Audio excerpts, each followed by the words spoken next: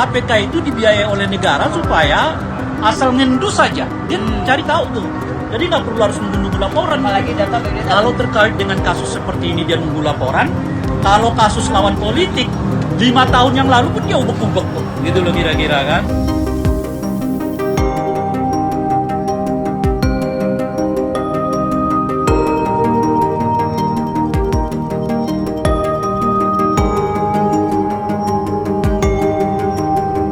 Nah kan, akhirnya Pak Jokowi dilaporkan beneran ya.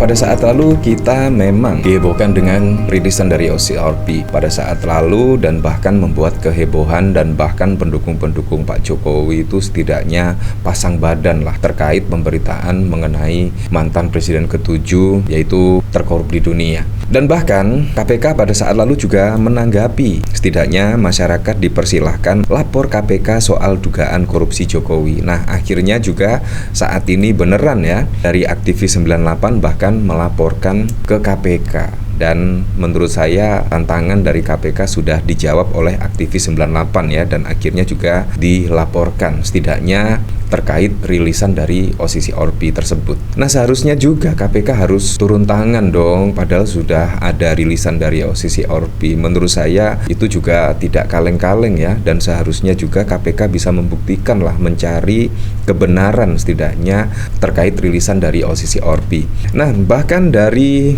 Maudi Asmara, KPK bilang menunggu laporan dari masyarakat. Meanwhile, Pak Ubed 5 kali ke KPK lapor tapi nggak ada progres. Bahkan menurut Ubaidillah Badrun sudah 5 kali menyambangi KPK, tetapi laporan pada saat lalu itu tidak ditanggapi. Mulai dari apa? Mulai dari bisnis Kaisang dan juga dari Gibran yang setidaknya terkait pencucian uang dan lain sebagainya, itu bahkan juga tidak ditindaklanjuti. Seharusnya KPK tidak tebang pilih lah, tidak tebang pilih. Seharusnya juga harus tajam ke atas dan juga tajam ke bawah, tidak tebang pilih. Kalau kita lihat pemberitaan dari sini, memang sih KPK mempersilahkan masyarakat lapor terkait dugaan kasus korupsi, dan akhirnya saat ini dilaporkan. Dan semoga saja KPK bernyali ya, setidaknya mengungkap kasus-kasus yang disematkan ke Pak Jokowi sebagai pemimpin terkorup ini. Komisi Pemberantasan Korupsi KPK mempersilahkan masyarakat untuk melapor jika memiliki informasi dan bukti pendukung terkait dugaan tindak pidana korupsi Presiden ke-7 Joko Widodo. Jika memiliki informasi dan buktinya ya pasti sangat susah sekali. Tidak mungkinlah masyarakat mempunyai bukti seperti ini. Tidak mungkin. Seharusnya KPK yang turun tangan ya, mencari bukti-bukti. Setidaknya sudah ada dugaan dari rilisan OCCRP terkait Pak Jokowi pemimpin terkorup dan lain sebagainya. Kalau masyarakat sipil tidak mungkin berani lah. Kalau kita lihat secara langsung pada pilpres yang lalu menurut saya sudah terang-terangan lah bentuk nepotisme lah. Ketika Gibran maju sebagai cawapres, itu sudah menurut saya masyarakat tidak bisa dibohongi, itu bentuk KKN nepotisme. Tetapi ya kalau kita lihat dari putusan MK bahkan tidak terbukti dan lain sebagainya. Ini apa?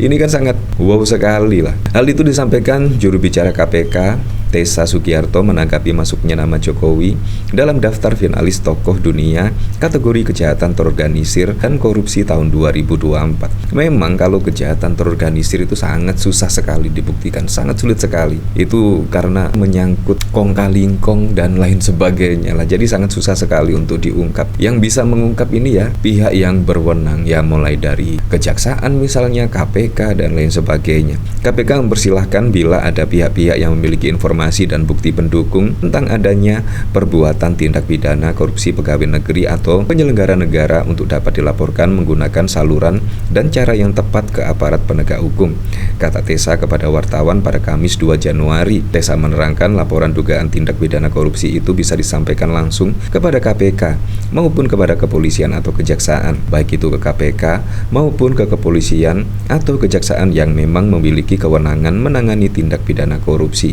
pungkas Tessa. Ya seperti itu. Jadi ini sangat keren sekali lah, dan akhirnya juga menjawab tantangan dari KPK, dan Jokowi juga dilaporkan lagi ya. Dan dari sini saya juga penasaran sih kira-kira komentarnya seperti apa ya. Apakah berani kira-kira KPK akan mengusut dugaan korupsi dari Pak Jokowi? Ya kita lihat saja lah, dan kayaknya sih masyarakat juga kayaknya sudah pesimis ya. Bahkan dikomentari oleh Rose, pilih-pilih nih, KPK mainnya kurang jauh kak, nunggu aja kerja dong, bolak-balik buat laporan tapi ditolak miris. Yang gimana KPK tersandra Mulyono kan? Ya begitulah, mau aja dikerjain KPK RI, udah kita yang ngegaji mereka, kita lapor sering gak digubris. Nih segedung bener-bener mubazir, ketua KPK tunggu masyarakat lapor dugaan korupsi Jokowi. Ya seperti itulah, kita tunggu saja. Nah apakah itu terkait penggeledahan rumah Hasto Kristanto pada saat lalu itu menutupi isu ini ya, karena aktivis geruduk KPK minta kasus korupsi Jokowi dan keluarganya diusut.